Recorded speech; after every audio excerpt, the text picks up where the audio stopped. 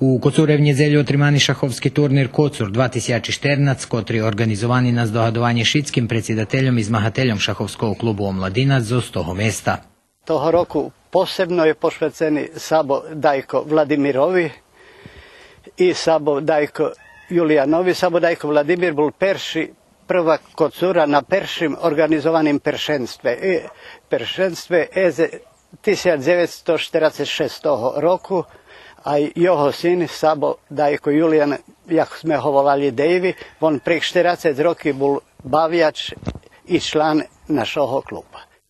На тим змаганні участвували 30 шахістів з Руського Керестура, Кули, Вербасу, Бачкого Доброго Поля, Змаєва і Коцура, а турнір мали međunarodni характер, понеже участвували змагатель з Хорватський, з Benkovcu.